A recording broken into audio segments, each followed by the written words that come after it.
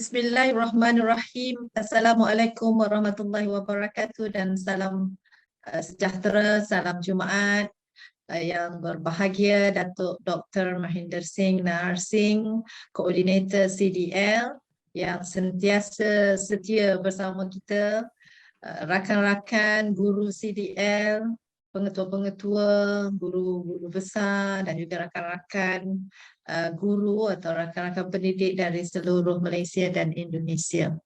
Sekali lagi kita ke udara dalam sesi perkongsian ilmu menerusi siri hands-on online session dan kita sekarang berada di minggu yang ke-44. Seperti biasa, sebelum kita meneruskan sesi kita, kita akan berkongsi ilmu dahulu melalui siri snippet Reflects On bersama-sama dengan Datuk Dr. Mahinder. Dan pada hari ini, tuan-tuan dan puan-puan, para peserta, kita akan dikongsikan dengan tajuk The Why and How of Postgraduate Studies in Education. Saya tak tahu cerita apa atau perkongsian yang bagaimana Datuk nak kongsikan. Jadi kita serahkan majlis ini, program ini kepada Datuk untuk meneruskannya. Silakan Datuk. Okay, terima kasih Dr. Zalina. Selamat petang dan selamat sejahtera semua. Terima kasih kerana bersama kami dalam snippet session ini. Untuk kita ada minds on, kita ada hands on. Ini reflect on ya. So untuk fikirkan bersama. So tajuk yang saya pilih untuk Jumaat ni ialah satu tajuk yang sering juga saya pernah ditanya, kalau nak sambung belajar ni, doktor macam mana, apa caranya, what can we do, apa yang patut saya, pengajian apa yang perlu saya ikuti dan sebagainya. So the why and how postgraduate studies, selepas sesi saya mungkin anda boleh menerokai lagi ya.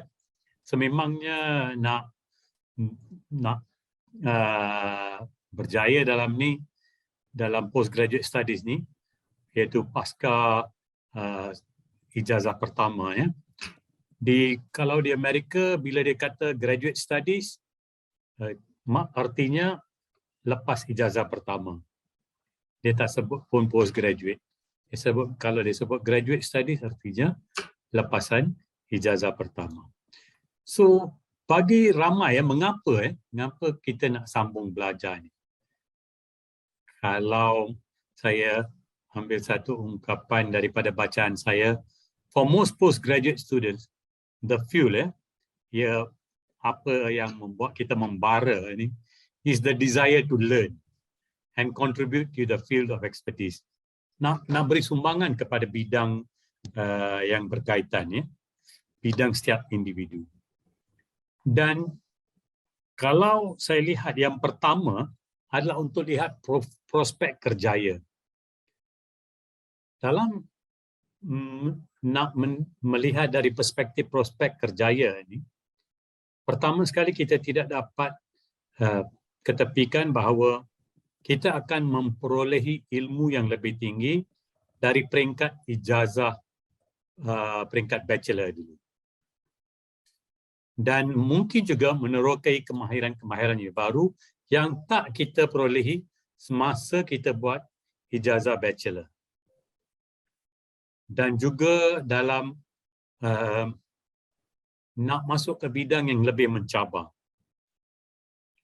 Dan bagi setengah orang, kalau dia belum bekerja lagi, pekerjaan di universiti, atau kalau you ada masters dibanding dengan orang yang ada ijazah pertama, itu akan meletakkan anda dalam prospek yang lebih baik daripada yang ada ijazah pertama sahaja.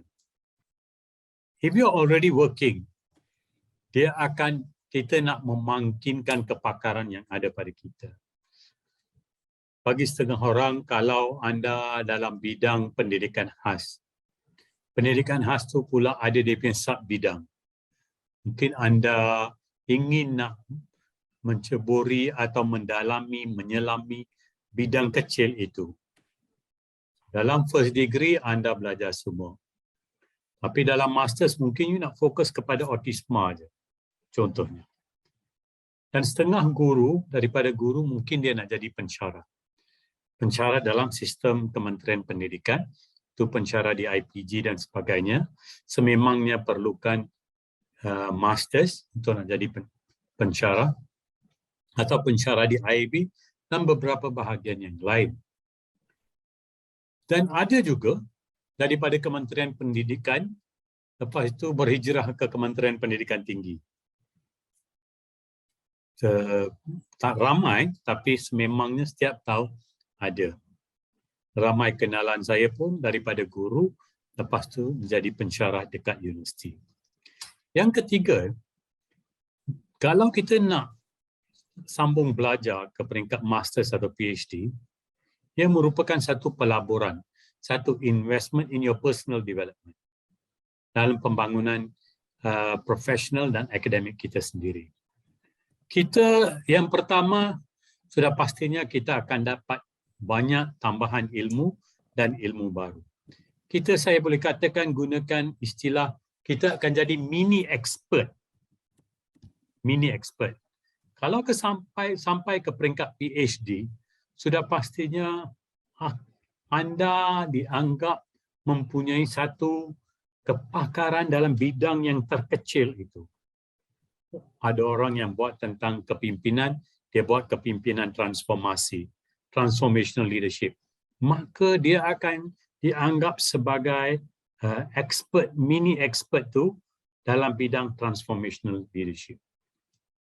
Walaupun kita banyak belajar kemahiran-kemahiran lain, tapi kemahiran seperti pengurusan masa ni banyak diperlukan kalau kita sambung belajar di peringkat masters dan PhD.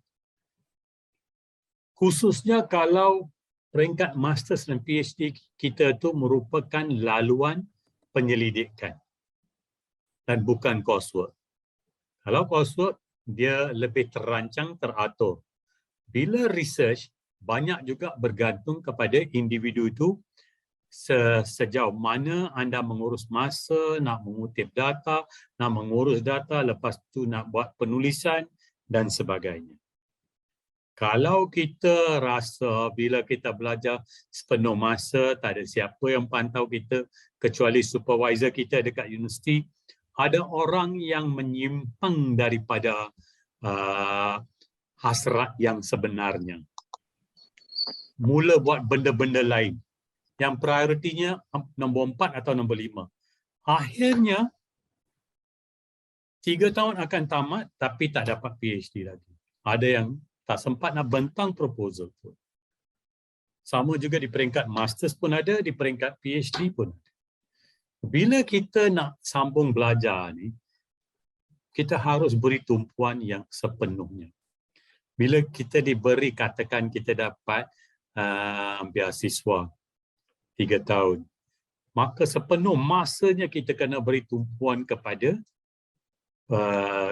penyelidikan kita, pembelajaran pengajian kita. Kita tidak boleh tinggalkan sebulan, 2 bulan, lepas tu pergi jumpa supervisor dan cari, dan dia nampak macam setiap kali, banyak kali bermula dan lepas tu terganggu.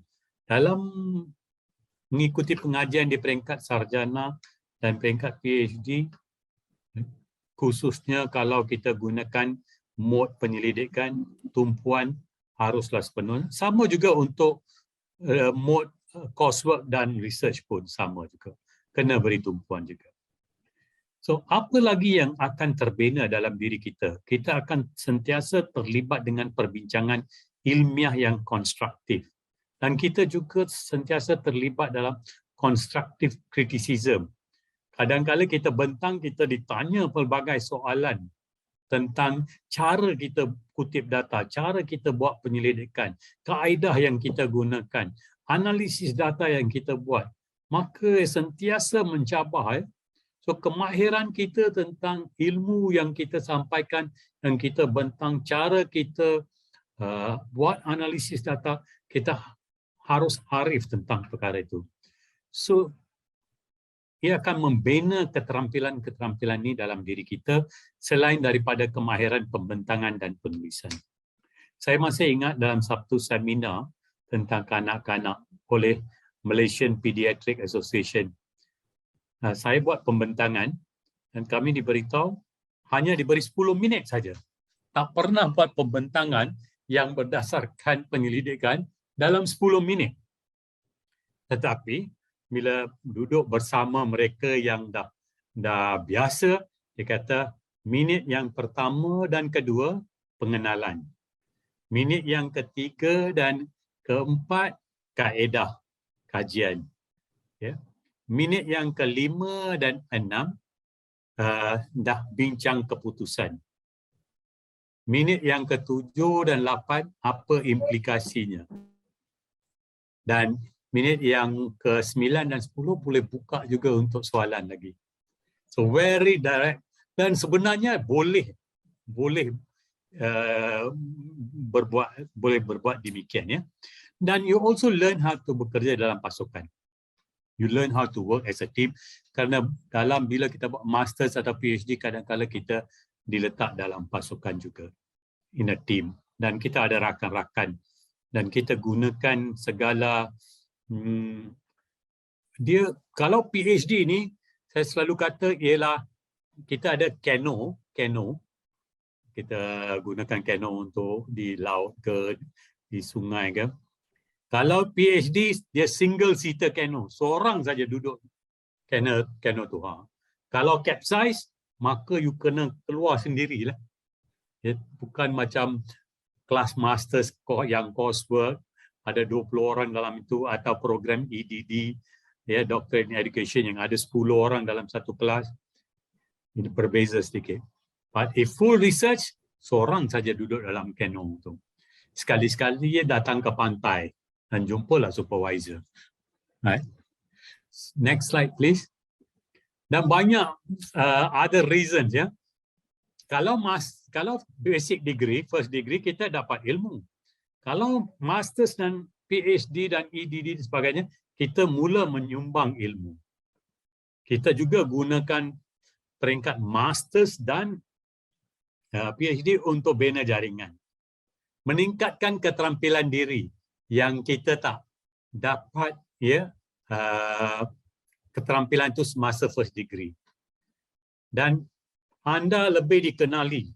Orang tahu bahawa kalau pengajian tentang pendidikan indigenous education, tentang orang asli, inilah orangnya.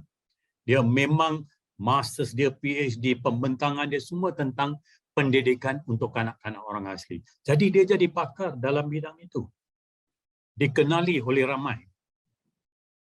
Dan tanya pada diri anda kalau satu hari anda nak jadi pensyarah. Kalau nak jadi pensyarah, then you know postgraduate qualification itu menjadi satu keperluan untuk your dream job. Dan ramai juga yang suka belajar di universiti. Ada yang suka sambung aja. Yeah. So they continue studying all the time. Dan yang terakhir ini mungkin bukan satu sebab yang utama. Some extra letters after your name. Ada setengah orang dia sukalah Qasim bin Muhammad, hujung tu ada PhD ya, atau MA atau MED. It's nice feeling. Bukan salah untuk rasa begitu. It's a nice feeling when you have got those letters, extra letters to your name. Next please. So bagaimana satu tajaan atau kita memohon untuk HLP, hadiah latihan persekutuan, selalu keluarnya iklan, boleh lihat dalam portal kementerian saya rasa. Dan ada juga yang sambung belajar pembiayaan kendiri. Ada orang dia buat masters, biayai kendiri.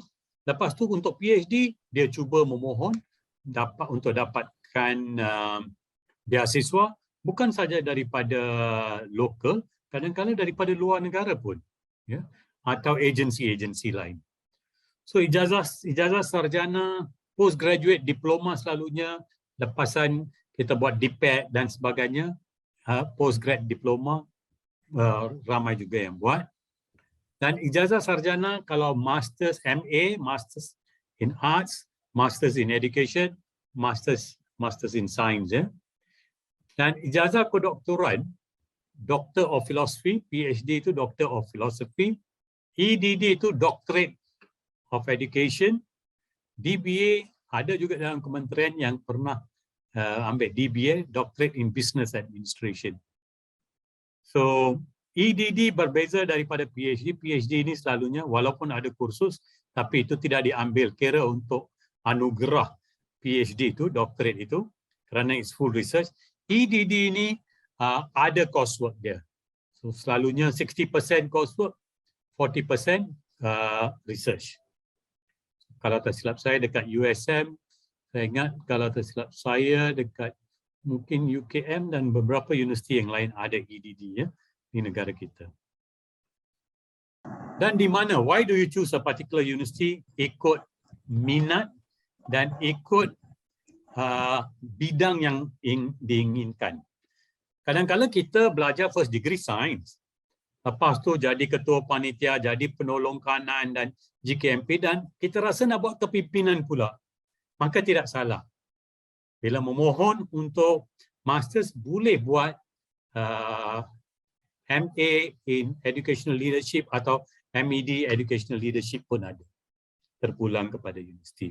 So it's not wrong untuk masuk ke bidang-bidang lain. Lihat tugas kita dan hasrat kita, cita-cita kita. Boleh buat di universiti tempatan dan juga di luar negara. Kalau luar negara, ada juga universiti yang ada kampus dekat Malaysia. Yang saya tahu kalau masters dekat University of Nottingham untuk pendidikan memang ada. Right? Dan juga beberapa universiti yang lain. So I hope kita pun satu masa nanti pada masa hadapan boleh jadi macam Korea Selatan dan juga Finland. Setiap guru wajib mempunyai masters sekurang-kurangnya. Dan jangan risau, jangan takut untuk sambung belajar. Ia akan memberi anda satu pengalaman yang saya rasa paling satu pengalaman yang akan membina keupayaan, keterampilan anda, dan ilmu yang ada itu akan memangkinkan lagi tugas anda sebagai seorang guru. So ada banyak buku tentang boleh dibaca tentang postgraduate education. Jangan tunggu lama bila umur dah 40 baru nak sambung belajar. Kalau dalam 20-an, sebelum 30 dah complete masters. Dan di antara 30 hingga 40, kalau bolehnya dah complete your PhD atau ED. Sebolehnya. Alright? Kerana kemudiannya kita akan sibuk dengan banyak benda yang lain. Teruskanlah usaha anda. Saya akhiri dengan ungkapan yang saya selalu bacakan. Books are the training weights of the mind. Buku adalah beban latihan untuk minda kita. Kita tahu kalau kita nak kuatkan otot, kita pergi ke gym untuk kuatkan otot. Kalau kita nak memangkinkan minda kita, kita nak perhebatkan pemikiran kritis kita, kita akan lebih membaca. So that's the food for the brain. Itu saja daripada saya untuk hari ini. Terima kasih Dr. Zalina dan terima kasih kepada semua yang dapat bersama kita pada hari Jumaat ini. Back to you. Baik, terima kasih Datuk atas perkongsian pada hari ini. Sebenarnya saya suka ni sebagai satu suntikan ataupun refresh kepada para guru yang ada dalam sesi ini, kerana it's never late to learn. Saya rasa saya sendiri dulu bila menyambung pelajaran untuk peringkat master, saya dah berusia 29 tahun. Dan saya menyambung pelajaran di peringkat PhD pada usia 45 tahun. Pada ketika itu saya mendapat beasiswa, maknanya umur saya umur had terakhir.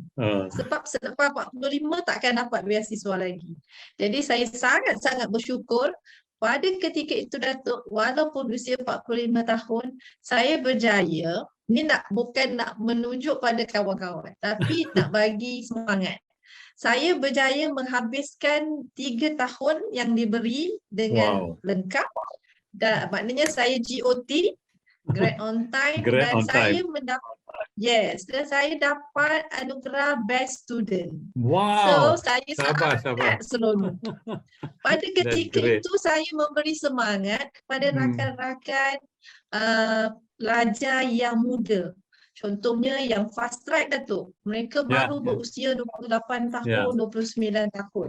Saya nak buktikan bahawa walaupun tidak muda, tetapi kita mampu untuk membuktikan yang kita boleh mencapai kejayaan. Dan apa yang Datuk kongsikan tadi, saya rasa ada reason tu sangat betul. Sebab kita membina jaringan, kita meningkatkan keterampilan diri, kita beri peluang untuk kita dikenali, kan? So banyak faedah kalau kita dapat meneruskan menyambung pelajaran.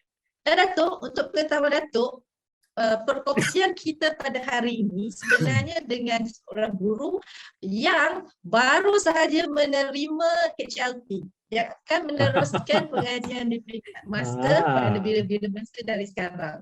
So tahniah kepada Cikgu Nordalina. Terima kasih sekali lagi Datuk, perkongsian yang baik.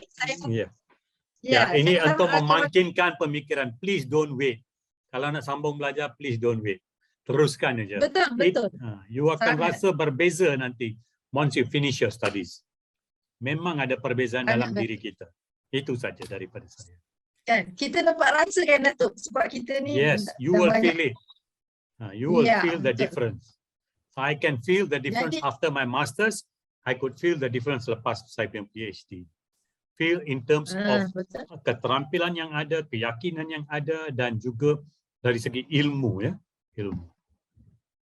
Ya. So Nordalina, jadi jangan lupa peserta, kawan-kawan peserta yang ada pada sesi ini, come on, teruskan perjuangan, ambil peluang, masih muda, jangan tunggu lama-lama. Dapat beasiswa atau tidak, tapi sambung aja. Alright. Betul kan? Baik, terima kasih kita ucapkan pada Datuk sekali lagi atas perkongsian yang sangat baik, yang memberi peringatan juga kepada kita sesama kita supaya teruskan kita lagi menuntut ilmu selagi kita mampu. Ya, baik, tuan-tuan dan puan-puan, kita teruskan dengan sesi kita yang seterusnya. Saya kata tadi dalam diam tak diam kita dah berada di minggu yang ke-44 dan pada hari ini tajuk yang akan dikongsikan bersama-sama dengan kita ialah intervensi terbeza dalam PDP bagi subjek sains. Saya dapati tidak semestinya untuk mata pelajaran sains saja boleh kita gunakan dalam perkongsian ini sebab saya dah buat dry run dengan Cikgu Nordalina. Walau bagaimanapun untuk mata pelajaran lain boleh juga kita pakai. Baik tuan-tuan dan puan-puan, seperti biasa siri hands-on online session ini ke udara pada setiap hari Jumaat jam 3 hingga 4:30 petang. Yang rata-ratanya rakan-rakan yang menyertai dah tahu kita perlu daftar melalui link yang diberikan dan kemudian kita akan menerima link untuk sesi perkongsian melalui email yang kita gunakan. Baik, kita juga sentiasa mengingatkan para peserta bahawa sesi perkongsian ini membawa beberapa objektif yang utama untuk kita. Pertama, kita nak berkongsi ilmu antara peserta. Kita nak berkongsi kemahiran yang ada antara peserta. Kerana peserta kita juga dalam kalangan guru yang ada. Kita nak membangunkan kompetensi sesama kita, cikgu-cikgu sekalian, dan kita upayakan atau kita kata kita nak meningkatkan keupayaan kita supaya kita lebih lagi ke depan, kita lebih lagi sentiasa berada dalam keadaan bersedia. Juga tidak ketinggalan kita nak membina jaringan dan jaringan yang berterusan supaya networking kita ataupun hashtag cikgu bantu cikgu itu akan terus berlaku dan kita akan dapat berkongsi dengan lebih banyak lagi ilmu pengetahuan dari semasa ke semasa. Baik, kita teruskan dengan siapakah dia tadi, iaitu Cikgu Nordalina binti Yahya, guru bagi mata pelajaran sains tingkatan 2 dan tingkatan 3 dari SMK Ceras, Sekolah Menengah Kebangsaan Ceras, Kuala Lumpur. Untuk itu saya teruskan ataupun saya persilakan Cikgu Nurdalila untuk meneruskan sesi perkongsian ini. Silakan Cikgu Nurdalila. Bismillahirrahmanirrahim. Assalamualaikum warahmatullahi wabarakatuh. Okay, perkongsian hari ini bukanlah bermakna apa yang saya lakukan ialah yang terbaik. Mungkin ada cikgu-cikgu yang lebih baik daripada intervensi yang saya buat. Yang nombor dua, kajian yang presentation untuk hari ini ataupun perkongsian hari ini adalah berpandukan kepada beberapa kajian yang saya baca lah. Okay, selain daripada bahan-bahan rujukan daripada video-video yang telah dijalankan oleh PPD dari negeri-negeri yang berbeza. So jadi saya comparekan apa yang bahan yang saya dapat dengan kajian yang saya baca. Okay, so kenapa saya memilih tajuk ni? Sebenarnya tajuk-tajuk ni cikgu-cikgu yang memilih sendiri, tapi bila guru yang memilih sendiri tajuk ya satu perkara yang agak sukar lah. Jadi tajuk ini recommend oleh saya punya guru kaunselor di sekolah ini untuk saya share kepada rakan-rakan di CDL yang menonton hari ini, kerana satu perkara mengapa saya pertekankan tentang intervensi terbeza. Okay, di mana kita tengok skop student saya sendiri. Okay, bagaimana persekitaran dan juga profil student saya. So, pada biasanya kita mengajar tidak ada masalah dengan cara biasa yang kita gunakan. Selalu kita akan boleh produce lah pelajar-pelajar yang cemerlang dengan intervensi yang sama. Okay, maksudnya traditional method yang kita dah biasa lakukan. Tetapi bila kita berpindah kepada persekitaran yang berbeza, pelajar yang di latar belakang yang sangat berbeza, multi level dalam satu kelas, maka ialah satu cabaran yang sangat besar kepada seorang guru. Ia adalah satu cabaran yang sangat besar. Jadi satu perkara tentang intervensi terbeza inilah kita banyak cuba jaya. Okay, dia tak ada right and wrong. Kita kena cuba jaya sampai kita tahu di mana kekuatan murid kita. Okay, kekuatan seorang guru ni adalah bila kita tahu tentang kekuatan murid kita dan kelemahan. Dia bukan kelemahan tetapi kita menggunakan kekuatan mereka yang ada untuk menyelahkan potensi dan bakat dan cara mereka memperoleh pelajaran. Itulah dia. Alright. So kita tengok apa pernyataan daripada satu paper, dia kata teaching styles should match learning styles. Being familiar with learners' learning style, we can organize the class to suit the individual needs. So ini dia penekanan tentang pembelajaran terbeza di mana pembelajaran terbeza menekankan setiap keperluan murid. Okay, setiap keperluan murid. So nanti kita akan tengoklah bagaimana kita nak taksir setiap keperluan murid kita. Berdasarkan beberapa cadangan yang saya gunakan ataupun yang saya lihat daripada kajian yang ada. Okay, perkara-perkara yang saya akan sentuh hari ini ada 7 perkara. So kita akan berkenalan tentang pembelajaran terbeza. Adakah pembelajaran terbeza yang selama ini kita faham dalam 2 tahun 2020-2021 di mana kita menekankan tentang satu teknik daripada permulaan PDPR sampailah kini. Kita menekankan tentang perkembangan potensi murid dan kita kita sangat menekankan tentang PBD, okay, berbanding tentang exam. Okay, yang kedua kita akan tengok apa 5 asas penting yang ada dalam pembelajaran terbeza. Adakah sama dengan apa yang kita faham sebelum ini? Dan yang ketiga, impak pelaksanaan menurut kajian. So bila ada kajian penyelidikan yang memang telah pun membuktikan bahawa pembelajaran terbeza ini berkesan, dan kesan tu dari aspek apa kita akan tengok nanti. Yang keempat, apa persediaan guru perlu buat? Kenapa kadang-kadang kita rasa gagal? Kenapa pembelajaran terbeza adalah sukar? So kita akan lihat apa persediaan guru perlu ada untuk mulakan pembelajaran terbeza ini. Okay, yang kelima kita akan tengok elemen yang dimanipulasi. So saya guna perkataan dimanipulasi sebab terbeza ni sains kita panggil manipulate. Apa yang kita manipulate? So ada beberapa perkara yang merujuk kepada kajian. So ada yang tulis 5, ada tulis 3. So saya rujuk kepada apa yang saya pegang lah. Okay. So yang keenam, strategi perancangan. Yang strategi perancangan kita akan buat contoh dan saya nak secara hands on guru-guru yang berada dalam CDL hari ini boleh gunakan saya punya Google Slide untuk kita share sama-sama apa perancangan strategi setelah mendengar perkongsian saya pada hari ini, dan kita nak tengok adakah ada terbeza ataupun tidak. Dan yang ketujuh, refleksi. Refleksi pengajaran kita sebelum ni. Sekiranya kita memegang pembelajaran terbeza, even saya sekalipun, so kita tengok kepada refleksi apa perbezaan sebenar pembelajaran terbeza dengan traditional method. So bila kita tengok refleksi yang telah tertulis berdasarkan kajian, ada ciri-ciri tersebut pada pengajaran kita, maka kita telah pun dengan jayanya lah. Mungkin dengan jayanya tu bukan bermaksud kita dah lakukan seperti refleksi yang saya sebutkan, ialah kita bergantung kepada bagaimana akhirnya pelajar tu mengetahui sendiri potensi yang mereka ada dengan yakin yang memberitahu apa yang mereka tahu. Okay, saya mulakan. Bismillahirrahmanirrahim. Okay, so ini pengenalan kita, dua pengenalan. Pertama adalah mengenai konsep pelaksanaan dan yang kedua adalah aspek penting sebelum pelaksanaan.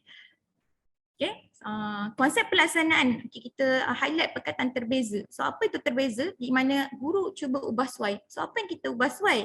Kita ubah suai strategi pengajaran supaya lebih fleksibel. So ada 3 elemen yang kita akan bezakan, yang terbeza, dan saya akan highlight selepas ini.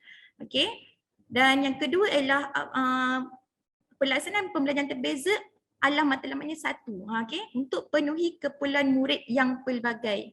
Untuk memenuhi keperluan murid yang pelbagai. So keperluan murid ni tidak semestinya berkaitan dengan tahap kognitif semata-mata.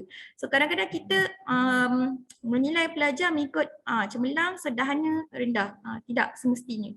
Saya jaranglah paper, kalau ada paper kajian pun banyaknya tentang learning style, tentang readiness dan juga interest of student. So kecemerlangan adalah impak kepada pembelajaran terbeza. Okay. Dan aspek penting menurut paper, beberapa paper ni, ada 2 kat sini. So gaya pembelajaran murid ataupun learning profile, minat bakat, tahap kesediaan, latar belakang budaya, kecerdasan pelbagai, motivasi untuk belajar, tahap pengetahuan sedia ada, tahap keupayaan murid untuk belajar. Tak semestinya kita kena tafsir ataupun tafsir 7-7 ni. So kita highlight lah mana satu yang kita nak tunjulkan ataupun kita tahu intervensi apa untuk buat. Contohnya tentang gaya pembelajaran, nanti saya akan tunjukkanlah macam mana saya taksir dan juga tahap kesediaan bagaimana saya taksir sebelum saya mulakan. Okay. So ada 3 perkara lah kalau ikut paper berdasarkan pioneer dia, Tomlinson ni. Pada tahun 2000 tak silap saya. Tomlinson, pioneer dia. So ini adalah profil. Profil pelajar. Mungkin kita boleh bagi contoh profil ni pada murid. Kita boleh tukarlah, ni saya ambil daripada kajian yang ada, saya tunjuk. Okay. Murid boleh pilih mana satu kita boleh tengok kekuatan dia. Okay. Dia bolehlah bulatkan ke apa ke. Ada yang berikan dari segi biodata. Okay. Dia nyatakan saya suka apa, saya suka apa. So one of the profile untuk kita tahu siapa murid kita, apa yang dia minat. Dia memang diam tapi dia suka menulis. Dia suka bercakap tapi tak suka menulis. Dia suka banyak idea. Dengan siapa kumpulan yang sesuai dengan dia. Adakah yang banyak cakap juga ataupun yang kinestetik, duduk dengan kinestetik. So kita nak kontrol kelas juga kan dengan ramai-ramai ni. So kita kena tahu dia punya profil. So dalam hal ni aspek sebelum melaksanakan ni memang banyak try and error. Sebab kita nak tengok betul-betul fit yang mana pelajar ni boleh dikumpulkan. Dan seronoknya tentang pembelajaran terbeza ni, dia fleksibel. Kita boleh kumpulkan pelajar mengikut kumpulan yang besar macam satu kelas, ataupun kita boleh kecil-kecilkan kumpulan tersebut, ataupun pairkan mereka, ataupun secara individu, dan kita boleh secara fleksibel akhirnya tukar lagi mengikut apa keperluan yang kita dah buat intervensi dan kita dah buat kita dah tahu. Okay, ni sebagai contoh je lah. Okay. Okey, 5 kunci utama dalam pembelajaran terbeza. So pertama, dia melibatkan penglibatan murid yang maksimum. To be honest, bila buat pembelajaran terbeza ni sangat-sangat kurang saya bercakap. Sangat kurang. So kita hanya akan facilitate, kita banyak bertanya, kita banyak brainstorm, pelajar yang keluarkan idea, tak kisah dalam bentuk bercakap ataupun dalam bentuk penulisan. penulisan berkumpulan ataupun penulisan individu. Okey, kemudian kurikulum kurikulum yang berkualiti tinggi. So kita tengok kita punya DSKP, penilaian berterusan. Maksud penilaian berterusan bukan bermaksud summative assessment. Di akhir pelajaran baru kita nak assess dia punya PPD. Sepanjang dia bercakap, sepanjang dia buat kerja, dia duduk, dia diam, berinteraksi, kita mendengar. Guru ni banyak mendengar je apa perbualan mereka, bagaimana mereka mengeluarkan idea. So kat situ kita boleh tahulah bagaimana tahap kognitif, kesediaan pengetahuan sedia ada yang murid ada. Okay, dan pada masa tu kita boleh swap lah kumpulan ataupun kita boleh bagi tugasan yang sesuai.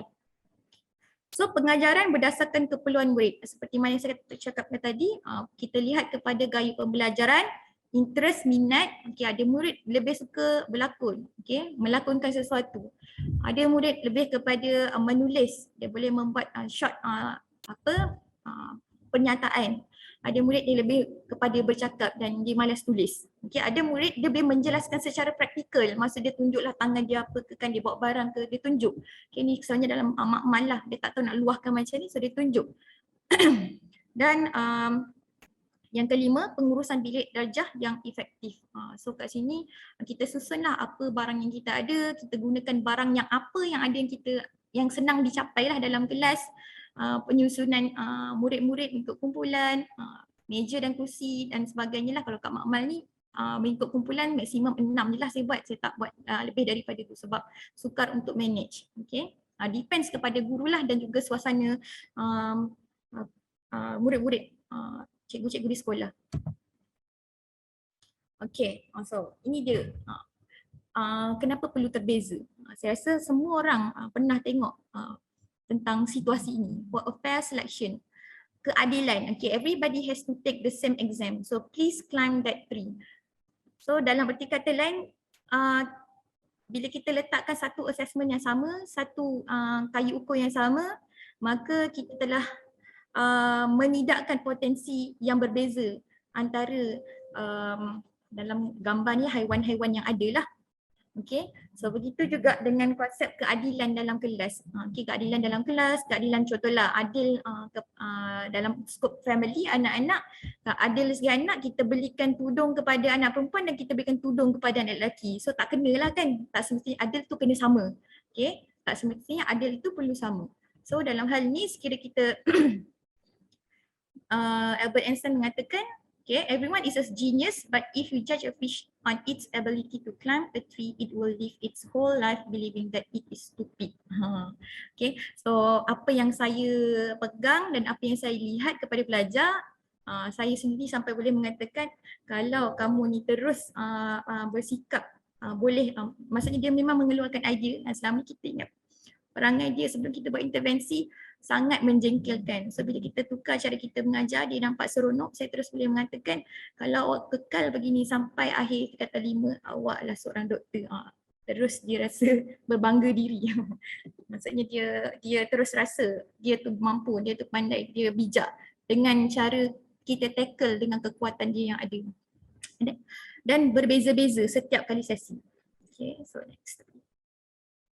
So ni impak pelaksanaan, kenapa saya berpegang kepada pembelajaran berbeza, lebih bagi skop kelas saya kebanyakannya jurang dia terlalu beza, terlalu tinggi. Sampaikan pada awal saya masuk, saya boleh kata, oh teruknya, tak sanggup nak teruskan. Macam itulah, kita ada fasa kita give up, ada fasa kita cuba untuk positifkan diri, di mana kalau kita negatif kepada mereka, so dalam menurunkan kita motivasi kita untuk mengajar dan apatah lagi motivasi pelajar untuk belajar. So bila saya yakin dengan apa yang saya lakukan, so impak yang besar saya nampak ialah perkembangan potensi murid semaksimum mungkin, dan dia yakin dan dia tahu sendiri apa yang dia tahu. Okay, selama ni dia akan cakap dia tak pernah merasai pelbagai perbezaan, sehingga kan dia pun tak tahu dia tu pandai.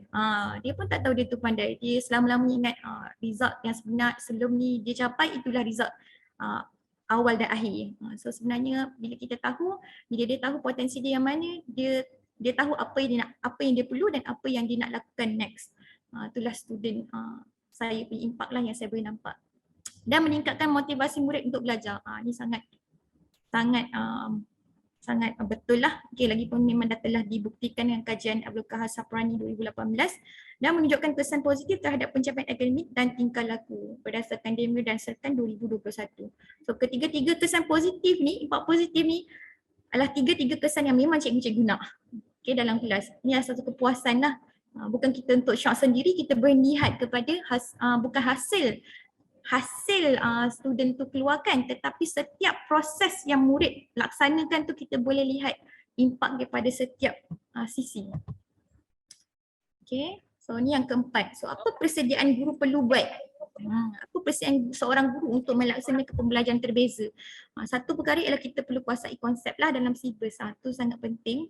Nombor dua, berpandukan di SKP. Saya yakin guru-guru semua kuasai konsep silibus dan juga di SKP, especially guru-guru subjek. Tahu pengetahuan sedia ada murid. Yang ni saya beritahu, tahu pengetahuan sedia ada murid sebelum kita jalan intervensi, kita buat pretest.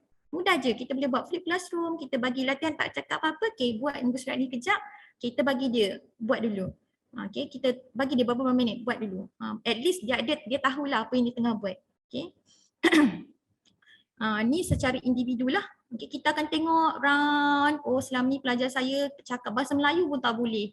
Okay, Cina cakap bahasa Cina tak boleh. Masa tu kita akan tengok, cara perbincangan dia macam ni. Dia duduk, cara dia membaca buku macam ni. Cara dia buka glossary macam ni. Cara dia buka page macam ni. Kita boleh tengok satu-satu. Tadilah kita bagi kerja, okay, buat kerja ni kita pun duduk ke depan. Tunggu, dah siap? Dah siap? Tu selalu cikgu buat kan? Tak. Kita melihat bagaimana dia buat sebenarnya. Bukan kita duduk janji siap. Tu apa yang saya pegang lah. Kita bukan melihat janji siap, kita melihat bagaimana dia belajar tu. Bagaimana dia belajar untuk menyelesaikan latihan pendek tu. Dengan cara tanya kawan dia, tanya macam mana. Dengan cara berinteraksi dengan kawan dia yang bagaimana. Dengan cara merujuk buku macam mana. Tunjuk kat kawan macam mana. Kalau dia tiru pun tiru yang macam mana. So kita nak dengar daripada pelajar. Kita diam, kita tengok. Kalau kita tak puas hati, kita tegur lah kat situ. So kita nak tahu one by one. And then sediakan keperluan murid untuk belajar. Sediakan keperluan, contohnya kita sediakan ABM, BBM untuk dia lah. Tak perlu susah-susah guna je apa yang ada dekat dalam kelas. Kalau ada A4, guna A4. Kalau ada pen yang berwarna-warni, guna pen warna-warni. Kalau ada modul ringkas, guna modul ringkas. Kalau sekadar ada whiteboard, margin paper ataupun projek. Saya biasa guna projektor LCD dengan visualizer lah. Tapi ada teknik lah, saya suka guna papan putih berbanding dengan skrin putih. Sebab saya sonting dekat atas tu dan pelajar boleh betulkan. Okay. So seterusnya pilih strategi terbaik. Okay. Pilih strategi terbaik dan next step bila kita dah tahu tentang pengetahuan sedia murid. So berpandukan pretest tersebut. Okay. Pretest tu latihan tersebutlah kita tengok. Kenapa dia tulis macam ni? Kenapa dia buat macam ni? Apa yang dia faham? So kita banyak keluarkan soalan. Memang student akan sengkak otak lah bila dengan cikgu dia suka banyak soal. Okay. Dia tak suka menjawab. Tapi kita selalu bagi dia reasoning. Kalau kita tak soal, dan saya jarang cakap salah. Itu perkara yang penting kepada seorang guru. Kita tak boleh menidakkan satu jawapan, kita tanya balik. Kita tanya balik pada dia, kadang-kadang budak ni dia akan gelak sendiri dengan jawapan dia. Bila kita tanya balik, dia tak cakap salah lagi. Dia yang gelak. Okay, maksudnya dia tahulah dia jawab tu betul kata salah. Okay. So kita raikanlah jawapan-jawapan pelajar dan kita take note, tulis kat whiteboard. So kenapa dia jawab macam tu dan kita tanya balik. Tu one of lah yang teknik bagi saya yang brainstorm yang sangat lama, tetapi dia pelajar boleh pegang dengan cara mendalam. Cara yang mendalam maksudnya kita tak tinggal, tapi at the end pelajar tu akan tulis balik apa yang betul dan dia boleh maklumkan balik apa yang dia mula faham. Okay. So pemerhatian, macam saya katakan tadi, kita bagi pretest, kita perhati segala faktor. Okay. Tidaklah kita duduk, okay, siapkan ni kita pun duduk. Okay, tunggu dah siap tak? Kita sangat memerhati apa tingkah laku dia dalam pelajaran. Okay, bagaimana dia belajar. So sebab saya berpegang pelajar cemerlang ataupun tidak cemerlang adalah bergantung kepada bagaimana dia belajar. So kalau dia tak tahu teknik belajar yang betul, maka adalah sukar untuk dia mendapat sesuatu lah, memahami sesuatu ilmu. Okay, kemudian minat dan tahap kognitif lah. Okay, tahap kognitif pelajar yang berbeza. So bila kita tahap kognitif yang berbeza, kita kena tahu siapa kawan yang rapat, yang dia suka, yang boleh bantu dia untuk terangkan. Dan kita yakin pelajar yang mampu menerangkan tu, dia terangkan dengan betul. Dan kita kena pastikan dia terang dengan betul. Okay, so kita tahu dia kena terangkan dengan betul. Bagaimana? Kita memang dengar penjelasan dia, pergi meja ke meja. Okay, ataupun tengok daripada latihan yang ringkas kita bagi. And then yang seterusnya sokongan pentadbir, penyediaan persekitaran. So kalau boleh ada sediakan projector, visualizer, apa saja bahan BBM yang berada di makmal dan sebagainya. Serta sokongan latihan teaching training tentang pembelajaran terbeza. So 2019-2020 ada satu kekangan yang sangat besar. Saya yakin teacher training ini adalah salah satu faktor lah mengapa kita tak faham pun tentang pembelajaran terbeza. Daripada peringkat bawah hingga ke peringkat atas, banyak sangat perkara yang kita bercanggah idea ataupun kita faham on surface sahaja. Okay, so kita perlukan latihan yang betul lah untuk melaksanakan pembelajaran terbeza secara efektif. Okay, saya masuk seterusnya. Dalila, Ya. sebelum masuk yang ke seterusnya, kita ada satu soalan daripada Cikgu Saliza Anida. Katanya dalam menentukan gaya pembelajaran murid, adakah cikgu Dalila penceramah menggunakan model MI atau model VAK? Yang mana lebih baik? VAK ni saya rasa visual, auditory dan kinestetik lah. Ya, betul. So yang mana satu lebih baik? Saya biasa guna yang visual, auditory dan juga kinestetik tu. Okay, salah satu. Kadang-kadang kita buat aktiviti mudah aja cikgu. Saya mulakan dengan aktiviti, sila lipat kertas, bagi kepada 2. So kita nak tengok macam mana dia faham saya punya ayat. So ada pelajar yang saya kena lukis apa yang saya cakap. Ada pelajar dia mampu buat seperti mana arahan saya secara verbal. So saya tahu pelajar tu auditory. Ada pelajar yang saya perlu dekat dengan dia dan saya tunjuk dengan dia. Tu pelajar tu memang kinestetik, dia kena tunjuk depan mata dia. Lukis visual pun tak nampak. So saya yakin pelajar semua ada 3 gaya pembelajaran. Cuma kita tak pasti yang mana satu lebih dominan. Okay? Macam seperti mana saya katakan tadi, untuk mengetahui gaya pembelajaran pelajar kita banyak kena observe. Apa saja intervensi kita buat pre-test ke post-test ke, kita banyak observe pelajar. Sebab kita boleh tengok pelajar tu ada diam je. Dia diam je sebab apa? Dia mampu merujuk kepada buku teks yang ada bahan depan mata dia. Ada pelajar yang saya kata dia tak faham cara ni. Saya sirap ambil barang dan radas yang dia perlukan. Saya tak tunjuk, so saya nak tengok macam ni dia visual satu-satu, macam dia ambil, macam dia letak, kita nak tengok proses dia mencari. Saya menyediakan saya punya laptop, Syira cari. Kalau perlukan bantuan dari segi yang lain, gunakan. So kita nak pantau macam mana dia mencari maklumat. Ada yang bertanya kepada kawan yang paling dekat, dia cuba memahami apa satu-satu kawan yang kata, dan saya mempelajari pada pelajar macam mana dia terangkan dengan bahasa mudah. Kita ni kadang-kadang peringkat bila kita dah cikgu ni bahasa kita gunakan dalam kelas kadang terlalu tinggi sampai pelajar tak faham. Okay, jadi kita belajar daripada pelajar yang menerangkan pada kawan dia macam mana dia ajar kawan dia tu guna bahasa dia yang mudah. Tapi betul.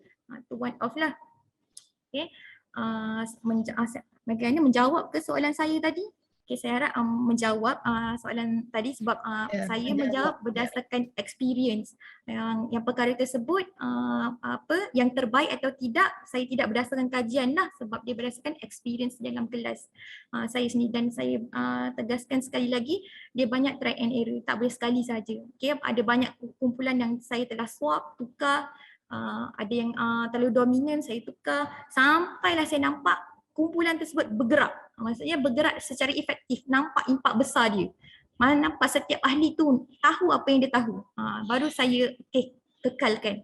Kita tahu, kita diam, dia boleh ajar kawan dia dengan baik. Kita dah boleh lihat siapa pembentang, siapa pencatat, siapa yang pendengar, macam mana nak belajar, apa yang dia nak tanya. Kita boleh tahu dah kat situ macam mana pelajar-pelajar saya buat satu aktiviti tersebut berdasarkan mereka punya gaya pembelajaran lah. Balik kepada elemen yang dimanipulasi. So ada 3 elemen yang dimanipulasi dalam pembelajaran terbeza. 3 elemen. Sama ada kita nak manipulate isi kandungan pelajaran, iaitu apa yang perlu pelajar dipelajari oleh pelajar. Yang kedua, bagaimana murid dapat akses maklumat. So isi kandungan dulu lah berdasarkan di SKP. Proses bagaimana murid menjalani aktiviti untuk menguasai objektif pelajaran. Kita dah tetapkan. Sama ada kita tetapkanlah secara pelajar belajar secara pendiri. Maksudnya dalam latihan pre-test tu, saya tak nak dalam kumpulan, saya nak sendiri individu. Saya akan check pusing satu-satu, tengok Macam ni dia buat. Okay. And then dari segi kumpulan kecil, kumpulan dalam kumpulan kecil tak semestinya berenam, bertiga, berdua, ikutlah saiz kelas yang cikgu nak berdasarkan ciri yang cikgu nampak, lihat efektif. Maksudnya seorang pelajar masuk ke dalam kumpulan tu boleh jadi jahanam, maksudnya terus dia dah tak boleh nak buat dah apa yang kita cakap. Maksudnya dia terlalu dominan buat kerja lain dan sebagainya kan. Ada yang mengadu dah tak boleh, dah give up dengan kumpulan dia nak pilih kumpulan sendiri. So kita banyak tengoklah mutual interest, mutual interest pelajar kita sendiri. Dan kumpulan besar satu kelas lah. Ya, ini kita tengok kadang-kadang tengok flip classroom dan sebagainya, brainstorm dan sebagainya. Dan kita boleh manipulasi dari segi produk yang kita nak. Ya, bagaimana murid menunjukkan, mempamerkan hasil yang telah dipelajari. Ini pun mengikut kepada gaya pembelajaran. Okay, ada pelajar, mungkin kita letak pelajar tulis satu saja. Penyataan yang betul. Ada pelajar daripada yang kelas ni satu, yang ni pula dapat dua, ni pula dapat tiga. Tak semestinya macam tu. Okay, kadang-kadang ada pelajar yang dia menyatakan apa yang dia faham daripada pelajaran tu dalam bentuk verbal. Ada yang faham dalam bentuk penerangan dalam kumpulan dia tak menerangkan kumpulan besar pun, kumpulan kecil pun dia terangkan dah betul dah. Okay, ada yang terangkan dalam bentuk dia buat mind map. Dia tak tahu nak cerita, dia cakap dalam bentuk mind map. Ada yang buat dalam bentuk penulisan. Okay, dia tuliskan apa yang dia tahu. Okay, dan dia beliau ke depan untuk bagi tahu. Betul salah belakang cerita dulu. Lepas tu kita akan brainstorm. Okay. Tiga Ni daripada Tomlinson sini dia kata misperception lah guru-guru terhadap pembelajaran terbeza bila dikatakan pembelajaran terbeza ni memang ambil masa yang sangat banyak. Itu memang betul, tapi sebenarnya masa yang ambil yang sangat banyak tu ialah masa untuk pelajar tu dapat apa yang dia belajar tu. Tu sebenarnya ambil masa yang lama. Okay. Giving kids chances to work with ideas and manipulate ideas and come to own the information. Dia nak dapatkan pengetahuan tu yang kita kena bagi masa dekat dia. Kita kena berikan masa untuk dia dapat. Kadang-kadang kita give up, okay dah lah, ni yang saya nak bagi tahu hari ni. Kita dah give up kan kat dia. So dia perlukan masa. Dan kita pun tak tahu apa yang sebenarnya dia nak tahu. Masa itulah kita akan, apa masalah dia, dan dia pun tak tahu nak cakap apa masalah dia. Kita akan melalui fasa-fasa tertentu, fasa-fasa tersebut setiap kali kita ubah topik yang lain, berbeza. Okay. Okay, dan kita masuk kepada strategi perancangan. So kita dah tahu elemen pembelajaran terbeza dia sangat berpusatkan murid. Nombor dua, dia mengetengahkan keperluan murid. Keperluan murid dari segi ketiga yang ditekankan iaitu gaya pembelajaran, interest atau peminat dan seterusnya tahap kesediaan murid.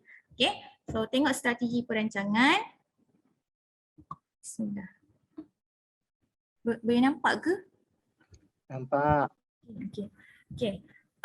Strategi perancangan, pertama sekali kita perlukan tentukan objektif pembelajaran. So ini macam biasalah kita rujuk SKP. And then apa isi kandungan dia. Okay, contoh kat sini saya bagi membezakan dan berkomunikasi mengenai penyakit berjangkit dan penyakit tidak berjangkit. Okay, saya mengajar sains kata dua. Okay. So pertama, tentukan objektif pembelajaran. So objektif pembelajaran kita tak manipulate lah. Okay, kita tentukan semua itu sama je. So yang kedua, kita kena pasti keperluan murid. So aspek keperluan yang saya pilih kat sini pengetahuan sedia murid. Kumpulan besar, kumpulan kecil atau individu. Mana satu kita nak assess. Okay, so kita buat aktiviti flip classroom, guna video ataupun pembacaan, bagi artikel ringkas ataupun daripada buku teks. Okay, kita tengok dia buat latihan ringkas. So kat situ kita tengoklah, kita boleh brainstorm apa idea yang ada dalam fikiran mereka. Contoh ni kita tanya je lah ringkas. Apa pendapat anda tentang penyakit? Apa itu penyakit? Contoh, kan? Daripada video tersebut, apa satu ciri-ciri penyakit berjangkit yang kamu tahu? Contoh, okay, soalan ringkas saja. Okay, boleh jadi soalan pretest lah. So bila kita tahu ada yang diam, ada yang senyap, ada yang dapat keluarkan banyak perkara, kat situ kita tahulah apa keperluan next yang kita perlu buat kepada murid. Okay, kalau ada kumpulan yang memang senyap terus, kita dah beritahulah apa yang perlulah next. Okay, apa yang perlu kita tengok kat sini lah. Ni saya buat dua je, dua bahagian. Okay, isi kandungan saya tak manipulate. Okay, saya akan buat isi kandungan ni sama je, iaitu membezakan penyakit berjangkit dan penyakit tidak berjangkit berdasarkan 3 aspek. Sebab penyakit berpindah, antara contoh penyakit dan punca penyakit. So proses mengkelaskan jenis-jenis penyakit berjangkit dan tidak berjangkit. Okay, mengkelaskan sebab. Okay, tadi jenis, kemudian sebab, mengkelaskan punca penyakit berjangkit dan tidak berjangkit. So ini daripada satu latihan, so kita tunjuk kat visualizer, kita ubah je, manipulate je latihan yang ada tu. Okay, mula-mula latihan tu dia menunjukkan tentang jenis. So pelajarnya tunjukkan contoh, masukkan contoh penyakit-penyakit apa, penyakit tidak berjangkit apa. Kemudian kita manipulate, potong semua, kita gantikan. Ni faktor genetik, yang ni apa. So mereka akan masukkan berdasarkan apa yang dia tahulah. Okay. And then mengkelaskan punca penyakit-penyakit dan dimasukkan lagi. So mereka akan buat summarize lah. Dia nampak semua sekali dah. Oh, jenis nampak, tentang sebab nampak, punca nampak, 3 aspek pun dia nampak. Okay, dia tahu. Okay, kita brainstorm. So produk yang kita nak menuliskan perbezaan penyakit-penyakit dan tidak berjangkit berdasarkan 3 aspek yang diberi dalam bentuk jadual. Okay, tulis. Produk dia tulis dan ada dalam bentuk jadual. Okay. So ni aktiviti, pre-test, latihan mudah, perpendakan buku teks, video atau rujukan internet, menonton video pembelajaran, nyatakan maksud penyakit berjangkit dan tidak berjangkit, bagikan tugasan mudah dan kumpulan, murid lengkapkan mind map, and then gallery walk yang pertama. Okay, gallery walk murid semak asa kumpulan yang lain. Okay. So ni satu, elemen di manusia yang pertama lah untuk kumpulan pertama. Okay, yang ni kumpulan kedua. Isi kandungan saya tak manipulate, saya manipulate proses produk. So cikgu-cikgu boleh pilih mana satu cikgu nak manipulate. Ada cikgu pilih produk saja. Contohnya proses semua sama. Pelajar semua proses sama, isi kandungan sama. Tapi produk pelajar kumpulan A dapat menghasilkan 1 daripada 3 ciri-ciri ataupun perbezaan penyakit-penyakit dan tidak berjangkit. Produk yang kedua, kumpulan yang kedua, pelajar dapat menulis 2/3 daripada perbezaan penyakit-penyakit dan tidak berjangkit. Itu bukan macam tu saja, itu ada banyak cara sebenarnya kita dah boleh nak taksir ataupun melihat apa produk yang pelajar boleh hasilkan. Okay. So aktiviti beri berformat menulis. Murid menulis penjelasan perbezaan penyakit berjangkit dalam kumpulan kecil, dan kita pembentangan dan kita brainstorm. So kita tengoklah adakah pelajar ni tahu maksud macam mana nak buat perbezaan berdasarkan format yang beri. Ada yang bagi fakta betul tapi perbezaan dia dinyatakan dah tidak kena. Ada yang nyatakan perbezaan kena tapi fakta salah. So kita brainstorm banyak. Kita nak keluarkan apa reason yang dia nak keluarkan. Dia keluarkan apa aspek yang dia nak perbezakan. Berbeza dengan kumpulan yang pertama tadi, kita bagi siap-siap aspek apa yang kita nak nilai. Yang kumpulan kedua ni yang bijak sikit, kita lebih kepada brainstorm lah. So dia mampu menulis perbezaan dengan baik. Okay. Ni antara contoh, 2 contoh yang saya buat. So saya mungkin nak tengoklah juga. Okay, ada masa beberapa minit lagi kan. Ada masa banyak lagi. So kat sini saya nak sharekan. Okay, saya nak sharekan kepada rakan-rakan guru. Boleh, dalam bentuk peterminda pun boleh. Itulah pentaksiran kita. Pentaksiran tak semestinya kita bagi latihan macam exam oriented. Tak. Okay, pentaksiran apa saja yang kita buat, aktiviti tu dia ada hasil sesuatu. Perbincangan dia, kita dah boleh taksir secara verbal dia. Okay, dia menghasilkan mind map ataupun dia lengkapkan mind map tu. Kita letakkan tajuk, dia kembangkan mind map yang ada. Okay, so ni Google Doc. Mungkin dalam masa beberapa minit, cikgu-cikgu mungkin boleh try untuk sharekan juga bagaimana cikgu menterbezakan pengajaran cikgu di dalam kelas dan kita boleh guna sama-sama lah, praktis sama-sama. Okay, kita cuba jaya antara satu sama lain. So daripada yang saya nyatakan tadi, apa yang saya buat tadi mengikut pengetahuan sedia ada. Okay, keperluan dia pengetahuan sedia ada pelajar. Kat situ kita kenal pasti kan. Okay, sekarang saya bagi. So cikgu-cikgu ada beberapa warna ni kan. Maksudnya saya tulis kat sini ada 2 terbeza. Okay, nampaklah terbeza apa kan. Alright. Kadang-kadang terbeza tu boleh jadi proses saja terbeza. Produk semua sama. Yes, betul. Saya pun buat yang sama juga. Produk yang dihasilkan akhirnya semua dapat menulis secara ayat, menjelaskan secara ayat. Tapi step dia ada yang banyak, ada yang sikit, ada yang pendek, ada yang cepat, ada yang lambat. Tengok kepada pelajar tersebut. Masa mereka melahirkan idea tu kita boleh tahu dah.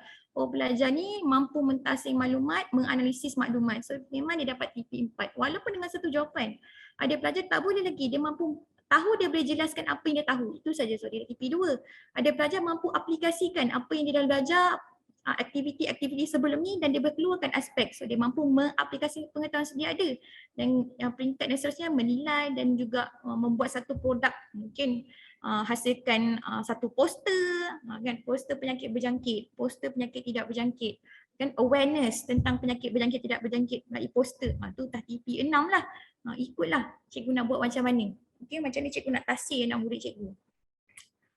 Persoalan yang seterusnya kata, kalau macam tu terlalu lama, bila kita nak habis silibus? Kan? Bila kita nak habis silibus? So, kita tanya diri balik, diri cikgu-cikgu, bila cikgu habiskan silibus, apa cikgu rasa?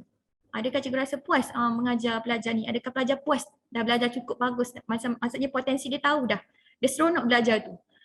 Kalau sekadar untuk kita touch and go, dia tidak melahirkan kepuasan. Kita hanya habiskan silibus sajalah, kemudian kita akan drilling. Jadi sebab itulah daripada tingkatan 1 dan sampai tingkatan 3, saya rasa daripada sekolah rendah kot, tak menekankanlah tentang exam ni. Okay, lebih kepada PBD, potensi murid. So kalau lah murid kita memang takat tu je, at least dia tahu apa yang dia patut tahu.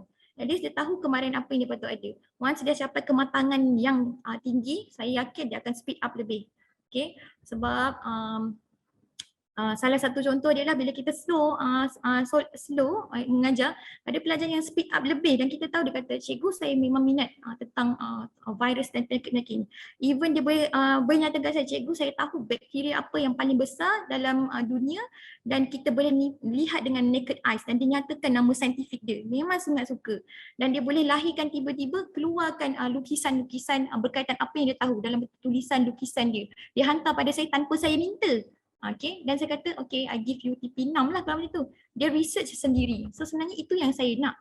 Bukannya kita, bila dia keluar daripada kelas kita ni, kan kita nak, bukan saya nak lahirkan 30 ni doktor, tapi melahirkan dia tahu apa yang dia minat. Itu yang paling utamalah. Okay, so mungkin cikgu-cikgu boleh isikan lah. Okay, ada cikgu yang dah mula isi kat sini, menarik.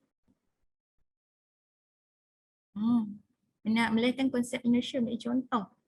Mungkin ada cikgu-cikgu lain yang boleh cuba, yang boleh dapat menyatakan jenis rantai makanan di habitat tertentu. Okay, ni cikgu boleh tengok objektif pelajaran berdasarkan DSKP cikgu masing-masing. Dan cikgu boleh refer kepada elemen yang saya bagi tadi tu, bagaimana saya isikan contoh-contoh tu. Cikgu boleh manipulate lah. Nanti kita tengok. Cikgu sendiri bagi tahu diri cikgu dan juga kawan-kawan cikgu, dan kita bersama-sama melihat sejauh mana ada terbeza dari segi apa. Okay. Macam saya katakan tadi, masa yang diambil bukan lama untuk plan saja, lebih lama supaya pelajar tersebut menguasai apa yang dia belajari. Itu sebenarnya ambil lama. Okay. Mengambil masa yang sangat lama. So dia bergantung kepada disiplin pelajar, tu one off lah. One off yang utama. Motivasi dia untuk explore. Mungkin ada lagi soalan ke dekat sini? Yes, betul. Murid yang pasif kadang-kala berkeinginan untuk mengambil peranan bagi melakukan sesuatu tugasan tetapi mereka malu. Apabila diberi peluang, keyakinan mereka akan perlahan-lahan meningkat. Ya, betul. Okay, nampak pelajar kita nampak pasif, nampak diam, tetapi sebenarnya bila kita letakkan satu tugasan yang sesuai dengan keinginan dia, dia akan buat dengan baik. Dan nombor 2, masa yang cukup. Cukup maksudnya ialah kita bertanyalah bila kita boleh dapatkan yang terbaik. Dia mula-mula memang perlu membentuk disiplin jugalah. Disiplin pelajar tu paling penting lah. Kalau dia tak ada dia tak berapa nak respect kita, susah sikit sebenarnya. Perkara itu memang daripada awal kita kena tahu, dia kena tahu macam mana kita assess dia, siapa kita, baru dia buat macam mana. Ada barang-barang kat dalam kelas yang saya boleh tunjuk, okay? Tapi saya tak dekat makmal. Okay, macam mana pelajar buat peta minda, kalau boleh, saya tak pernah record semua benda tu, macam dia terangkan. Dia akan sebelum dia menerangkan tu, kita ajar dia teknik nak terang macam mana. Kita buat contoh pada diri kita dan kita keluarkan soalan. Cikgu, saya tak tahu nak bentang apa. Cikgu boleh tak bagi soalan supaya saya tahu apa yang saya nak bentang. So kita masuk terus tanya. Contohnya tentang pelajar tingkatan 3. Dia nak belajar tentang deria tu kan. Dia membentangkan tentang segara bahagian telinga. So dia kata tak tahu cikgu nak bentangkan apa. Fungsi je ke apa ataupun bahagian-bahagian telinga je ke macam mana. So kita pun terus tanya soalan. Tanyalah soalan kat dia, macam mana awak dengar ya? Macam ni permulaan bunyi tu boleh sampai kat telinga awak? Bunyi tu apa? So secara tak langsung persoalan kita tu dia dah kaji banyak, dah cover banyak perkara dalam silibus pelajaran dia lah. Dan dia boleh kaitkan dengan pembelajaran tahun tingkatan 2 tu tentang bunyi dan sebagainya. Okay, kita banyak soalan kat dia. So dia akan explore. Kita dengar macam mana dia bercakap, ada yang mendengar dengan baik dan dia boleh ajar kawan dia, dia mendengar dan dia perdengarkan apa penerangan kawan dia balik, sama ke tak? Dengan kefahaman sama macam mana kawan dia ajar. Okay. Kat situ kita boleh kena pastilah siapa kawan yang master dalam grup tu. Okay, yang boleh handle kawan-kawan dia dan kawan dia boleh dengar cakap dia. Tu pun banyak manipulate ahli kumpulan. Dan sampai satu tahap saya pernah cakap lah, kata, oh awak pandai bahagian ni. Awak memang boleh yang ini. Kenapa awak tak boleh buat sebelum ni? Dia kata, tak maaf cikgu, saya sebelum ni tak pernah fokus dan saya tak tahu pun saya boleh buat benda ni. Oh, maksudnya awak perlu fokus lah. Awak perlu masa. So kita galakkan lah. Dia kena tahu dia tu pandai part tu. So dia kena emphasize apa yang dia tahu. Okay. Dan dia kena yakin apa yang dia tahu.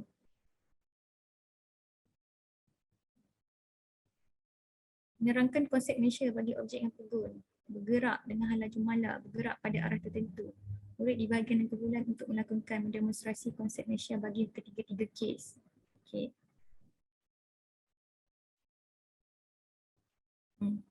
So, kita boleh nampak cikgu ni punya produk dalam bentuk lakonan. Okay. Ataupun bagaimana dia demonstrasikan konsep tersebut. Okay. Ni. So, dia tunjuklah. Okay. Secara praktikal tunjukkan macam mana nak pastikan contohlah macam sos kan dalam botol. Macam mana guna prinsip inertia. Contoh, tunjuklah. So, produk murid menggunakan konsep dengan keadaan demonstrasi. Yes. Tak semestinya murid tu perlu bersuara, tapi dia tunjuk gaya, dia dah tahu dah ini inertia. One off betul lah tu. Cuma kita nak tengok kat mana terbezanya nanti untuk bahagian yang kedua. Okay, so ni kita ada lagi. Membezakan tentang penyakit berjangkit dan tidak berjangkit. Okay, membezakan, mengkelaskan jenis penyakit berjangkit dan tidak berjangkit. Lukiskan penyakit berjangkit dan tidak berjangkit. Lukisan penyakit berjangkit dan tidak. Okay. Bertebui penyakit berjangkit dan tidak berjangkit, menceritakan tentang penyakit berjangkit dan tidak berjangkit. Okey. Okey, dia ceritakan sampai mana cikgu nak.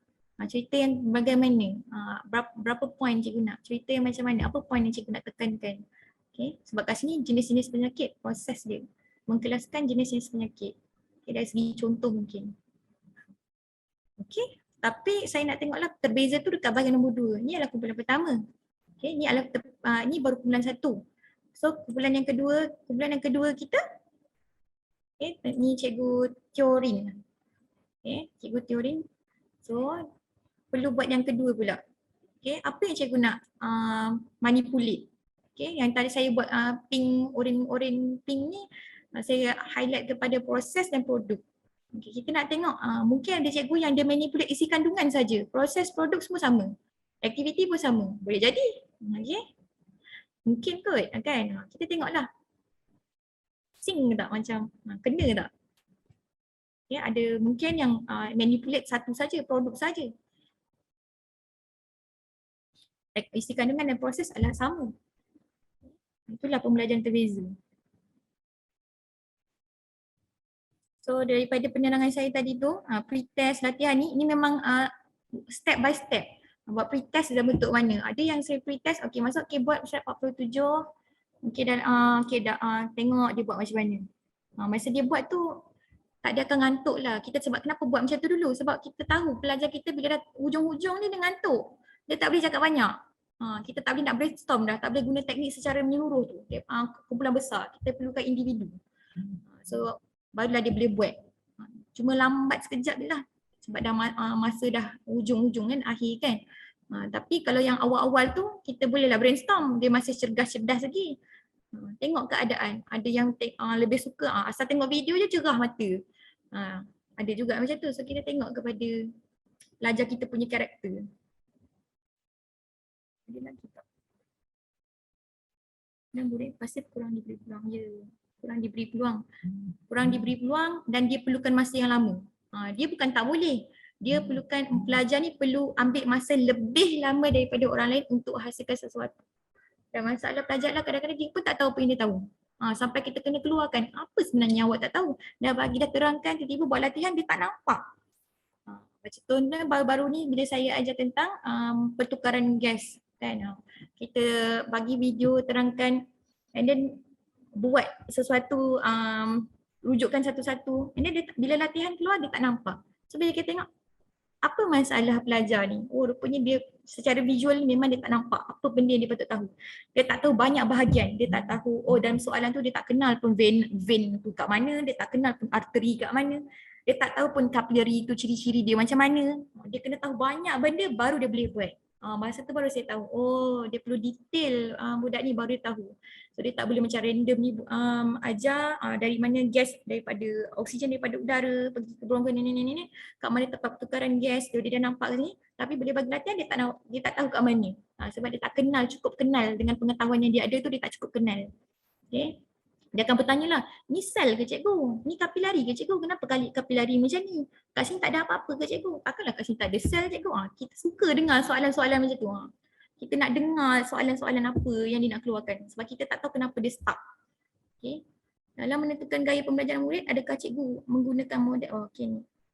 VAK. Saya gunakan model VAK selalunya cikgu. Saya tak pakar mahir bahagian ini tapi selalu saya gunakan tentang model VAK. Yes, lifelong process, yes. Dia adalah belajar untuk kehidupan. Okay. Sains ni saya suka katakan, sains ni adalah kehidupan. Sains ni bukannya end up awak untuk A, end up awak untuk menjadi seseorang yang ada kaitan dengan sains. Tak, sains ni untuk awak tahu apa yang awak buat. Walaupun awak jadi chef sekalipun ke, bukan jadi saintis sekalipun, awak tahu apa yang awak buat. Kenapa dan kenapa. Itulah. Kalau tak adalah orang cipta macam-macam jenis alat memasak. Tu daripada sains dah tu. Okay. Semua tu kena jelaskan kepada murid. Okay, dia tahu apa yang dia makan, dia tahu kenapa dia minum, dia tahu kenapa satu set makanan tu ada air, ada ini, ada itu. Macam-macam perkara lah dia kena tahu. Ibarat seperti bila dia keluar kita ajar kesihatan saja. Oh saya macam dah seseorang doktor lah cikgu. Dah saya banyak benda saya tahu. Macam tahu banyaknya. Belum cukup lagi. Maksudnya akan ada lebih dalam lagi.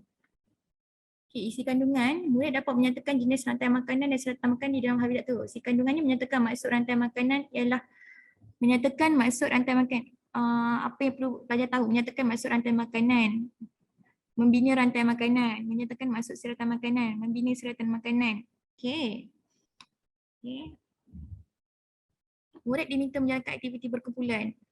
Okay, so cikgu ni cuba untuk membezakan dari segi proses.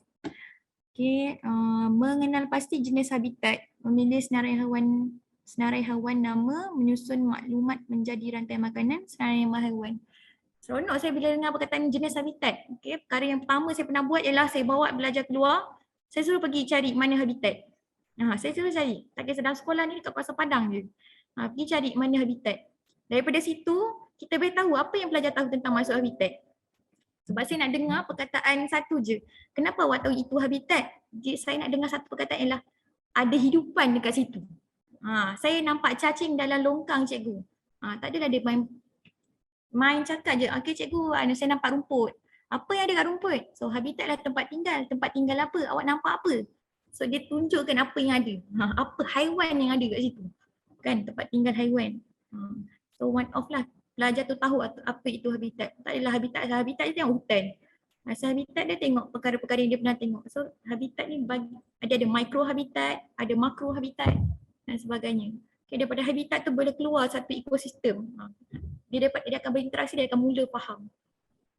Daripada habitat yang dia ada, dia pergi, dia buat satu rantai makanan. Dia nampak dekat daun pokok ada ulat beluncas. Nanti dia cerita lah, saya nampak pokok, daun dimakan oleh ulat beluncas. Lagi awak nampak apa dekat kawasan habitat awak pilih? Saya nampak burung. So awak pilihlah rantai makan daripada tempat yang awak buat. So kita bawa pembelajaran luar bilik darjah. Tu one of last pernah saya buat. So membina rantai makanan berdasarkan 3 habitat dengan pilihan bersama ahli kumpulan. Okay. So ni kalau melihat daripada video pun boleh juga. Ini antara idea lah. Contoh kita bagi video tak ada suara pun. Okay, video tentang dasar lautan. Kita nampaklah berbagai haiwan kat dalam laut tu. Okay, and then kita pause kan. Okay, daripada apa yang awak nampak, senaraikan hidupan yang berada dalam kawasan yang awak lihat. Okay, daripada hidupan yang ada, bina satu rantai makanan. So one off kita boleh buat. Okay. Bina satu rantai makanan daripada apa yang awak lihat. Nanti dia kata, cikgu tu apa, tu apa, tu apa, ni apa, ni makan apa. Saya suka, tengok macam saya suka macam tu. Nanti kita akan bagilah internet kita ke, okay sekarang you explore apa tu. Sama-sama explore, guru dan murid belajar. Okay, belajar bersama. Tu one off lah yang saya pernah buat. Okay, selain membuat station, okay, station, so dia lengkapkan tugasan macam explorers. Okay, saya suka ni, membina 3 rantai makanan serta makanan daripada 2 habitat dunia beserta maklumat lengkap. So apa yang cikgu buat ni, kita ada banyak perkara yang kita kena bantulah. Macam saya kata tadi, kita kena sediakan keperluan murid tu. Okay, selain kita tahu muridnya keperluan dari gaya pembelajaran ke, minat ke, ataupun lagi satu kesediaan, kita kena berikan keperluan dia. Apa bahan BBM sesuai untuk dia. Macam saya kata tadi, gambar daripada video YouTube. Okay, sediakan. Bagi dia nampak bahan-bahan yang maujud. Okay, depan mata je. Bawa dia pergi keluar, tengok sendiri. Tak adalah terlalu video sangat ke, buku sangat ke, keluarkan dia. Okay, ataupun kita buka satu akuarium kat sekolah ni, ada akuarium kan, apa yang ada ni? Okay, awak nampak apa? Tak perlu terlalu rumit sangat. Okay, and then kita tanya, adakah ini satu ekosistem?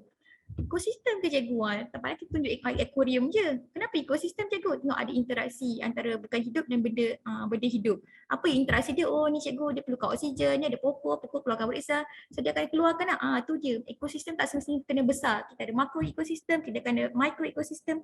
Okay, so kita menggadilah kita punya silibus tu kita kuatkan kita kuasailah. Okay, supaya pelajar ni dia jelas. Starter, idea rush, CLS, murid menulis dengan cepat nama haiwan dan tabiat pemakanan, haiwan herbivore, carnivore, omnivore, secara rawak maklum, balas murid yang murid dibaca. Okay, ni starter rush ni mungkin kita nak tahu, saya boleh lihat aktiviti ni pengetahuan sederhana murid ni. Kalau murid tu tak tahu herbivore apa beza carnivore, omnivore ataupun dia belum belajar, susahlah. Okay, kalau dia belajar dan tak ingat pun masalah juga. Okay, dan ni nak tahu juga cikgu buat aktiviti melalui kumpulan besar, kumpulan kecil ataupun individu. Sebab itu one off tentang pembelajaran terbeza. Kita kena tahu intervensi kita buat tu untuk kumpulan besar ke, kumpulan kecil ke, individu ke, ataupun kita akan swap balik. Okay, setiap aktiviti tu kita kena tahu kumpulan yang macam mana. Okay, tayangan video. Okay, tayangan video ni saya boleh lihat ni lah kumpulan besar lah. Okay, and then setiap kumpulan mempamerkan hasil kerja kumpulan masing-masing di galeri walk. So ni balik kepada kumpulan kecil. Okay, so kat situ lah saya nampak. Okay, tanya cikgu. Okay, yang ini, okay, tengok cikgu teori ni. Okay, so kat sini apa elemen yang terbeza kat sini? Okay, ini elemen terbeza kita ada isi kandungan, proses dan produk. So kita ada kumpulan berbeza, so kita kena letak apa yang dibezakan. Mungkin cikgu kena lengkapkan yang bahagian kedua ni. Okay, kalau ada 2 kumpulan lah. So macam yang saya buat tadi, slide yang pertama, slide ini untuk satu kumpulan. Slide yang kedua ni untuk kumpulan yang kedua. Okay, untuk cikgu yang tadi ni, yang bawah sekali ni, dia buat LAMAHA ni. Ni kumpulan, ada 3 kumpulan diletakkan. Okay, di mana isi kandungan dia tak manipulate. Okay, cikgu SAS tidak manipulate isi kandungan, tetapi beliau memanipulasi produk dan juga proses. Okay, tengok boleh membina poster, membina 3 rantai makanan. Okay, poster boleh jadi okay, ambil majalah apa yang ada, gunting-gunting, tampal gambar apa yang ada. Tu one off lah. Okay, membina poster tak semestinya dalam bentuk itulah bahan yang ada manila cut dan sebagainya, ataupun dia perlu lukis, mungkin dia perlu tampal-tampal jadikan sesuatu, ataupun pergi cari bahan kat luar ni, rumput letak poster tu rumput, kemudian lepas rumput ambil apa, carilah ulat buncas ke apa ke, dia orang memang akan cari, especially pelajar-pelajar yang kelas-kelas kita boleh kata macam yang bising-bising ni, mereka ni kalau cari bahan ni sekejap dia dapat. Okay, cicak pun dia boleh tangkap. Percayalah saya kata. Sebab dah saya dapat buat, memang dapat semua. Apa yang ada dalam sekolah ni semua ada. Tinggal ular pun dia tak tangkap. Okay. Membina 3 rantai makanan dan serata makanan daripada 2 habitat dunia beserta maklumat. Okay. So yang ni kena ada bahan lah untuk dia HA ni. Okay, so tanya cikgu yang ni cikgu YS Chang. Okay, sama juga murid dibagi kepada kumpulan. So ni adakah ini terbeza? Okay, kita tak terbeza maksudnya kita ni untuk satu kumpulan. So kumpulan yang seterusnya apa yang kita bezakan? Okay. So cikgu kena bina satu lagi lah yang dekat bawah. So adakah cikgu nak samakan proses? Tak ada masalah. Maksudnya menerangkan konsep cikgu samakan. Murid dibahagikan dalam kumpulan dan melakukan benda sama kumpulan. Produk beza. Produk dekat bawah beza. Murid dan kumpulan pertama menerangkan konsep dengan kaedah demonstratif ataupun lakonan. Okay, murid yang kedua menerangkan konsep dengan kaedah demonstratif dalam bentuk lukisan. Okay, lukisan. Satu lukisan, satu demonstrasi secara lakonan. Okay, depends lah kepada apa produk yang cikgu nak. So itulah pembelajaran terbeza. Cikgu bezakan dari segi produk. Cikgu jelas ke? Cikgu YS Chang. Okay. So cikgu kena tahulah kat sini. Apa tu sebenarnya pembelajaran terbeza. Kalau yang sebelum ni masa awal 2020 kita kena hantar CP tu kan. Kita gunakan kaedah terbeza. Kita letak TP1, TP2, TP3. Dia tak semestinya tu. Kita kena tahu apa yang kita bezakan. Dari segi proses atau produk. Ini aktiviti apa kita buat. Saya rasa kalau ini jadi RPH pun seronok juga kan, ringkas je. Sebenarnya saya lebih suka dalam kaedah macam ni, saya tak suka yang complicated sangat. Sebab daripada sini pun kita dah tahu dah PBD apa budak dapat. Dia hasilkan poster kot. Poster confirm dah TP6, hasilkan produk kan. Kalau dia sekadar tulis biasa berdasarkan maklumat yang dia beri, maksud dia boleh keluarkan maklumat, kita tahu dia TP4. Kita tahulah tahap pelajar kita yang mana. TP ni tak semestinya hari ni dia TP4 dapat TP2 tak. Dan dia cerita kat kita balik next week tentang perkara ni. Dia boleh apply balik, dia boleh betulkan balik. Dia naik balik TP3, TP4. Dia TP ni tak semestinya dia statik. So pelajar tu membetulkan kesilapan pun dah satu perkara baik dah untuk dia. Itu kita kena pegang lah sebab kadang-kadang TP ni kita pegang kepada summative assessment. Bagi exam oriented punya test, jawab. Tak semestinya. Okay, saya rasa boleh ke kita continue? Okay, ada cikgu nak sambung kat sini, saya nak continue kepada apa beza. Bismillah, apa beza ni, refleksi kita. Okay, kita nak buat satu refleksi lah. Refleksi sepanjang pengajaran kita. Okay, ni saya memang minta maaf cikgu, saya memang cut and paste saja sebab laptop saya rosak. So ni pun laptop orang, so saat akhir saya terpaksa buat baliklah slide. Okay, so traditional method dengan juga differentiated, maksudnya antara non-differentiated classroom dengan differentiated classroom. So kita tanya diri kita berdasarkan refleksi yang dia dah beri. Ni daripada Tomlinson sendiri. Okay, pioneer dia. So kalau differentiated, the instruction is student centered. Okay, kalau tradisional lebih kepada teacher centered. Okay, adakah kita teacher centered ataupun student centered? Adakah murid meraih pelajaran atau pengetahuan itu sendiri ataupun kita bagi dia input sumbat masuk dalam kepala dia. So beza tu. Okay. Yang kedua, different grouping of formats. Okay. Kalau tradisional, largely provided in the whole group setting. Sebab dulu 2019 Dr. Amin Senin telah cuba untuk bubarkan kelas secara streaming kan 2019. So dia nak memperkasakan kaedah pembelajaran terbeza. Tak nak lagi pembelajaran ni disebabkan murid cemerlang satu kelas, murid tak cemerlang belakang. Okay, dia nak make sure dalam satu kelas tu cikgu mengenali setiap keperluan murid. Okay, so macam saya kata telah, setiap aktiviti yang kita buat, yang kita rancang, kita tahu ni kita nak kepada whole group atau small group atau pair. Ada tak semestinya semua kena whole group. Ada sesekali kita buat station, ada sesekali kita buat pair, ada sekali kita buat by individu. Itulah dia differentiated classroom. Okay, aktiviti apa, hasil apa, ada kita kenal pasti group yang macam kita nak dalam bentuk grouping besar, kecil, pair dan sebagainya. Teachers employ flexible grouping, practice based on students' learning needs and interest. Ni kita boleh tukar-tukar lah. Sebab kita tengok pelajar kita bila kita buat, dia dah dimotivasi. Dia dah cakap, cikgu saya tak nak dah kumpulan ni. Asyik saya je yang tukar bentang. Yang lain tu buat tak tahu je. Okey, sekarang saya cantumkan dah buat satu kumpulan. Yang ni saya tukar, yang ni tak boleh nak buat apa-apa, yang ni terlalu dominan sangat masuk kumpulan ni. Akhirnya kekal kumpulan yang baru tu. Nampak semua orang boleh bekerja sama. Bekerjalah dengan potensi masing-masing. Even ada pelajar yang memang nak bagi kerjasama dia tak boleh, tapi bila dia disuruh oleh kawan dia untuk bentang, dia boleh cakap, apa kau tu ni aku tak faham, rasanya macam ni kot. Baru pula kita dengar dia boleh berbincang. Pada tadi tak nak bincang sebab dia sangat kinestetik. Dia ada rasa dia ada penyakit bukan disleksia, dia tak boleh fokus. Dia tak boleh fokus lama.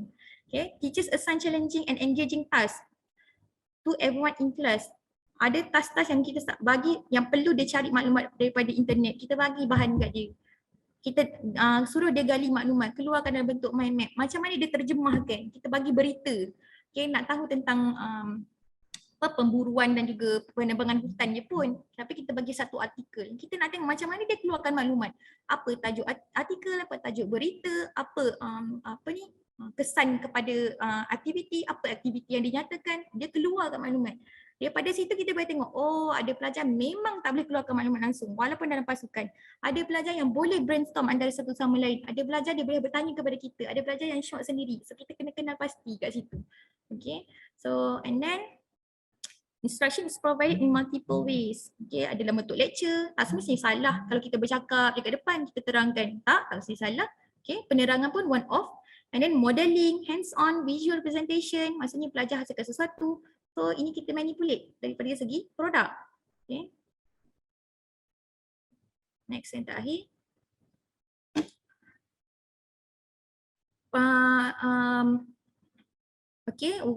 While aligning with grade level standards, instruction tasks are designed to address students' needs and differences. Yes, apa sahaja bahan yang kita bagi memang banyak berbeza-beza. Kalau tengok task yang saya bagi tadi, set activity berbeza-beza.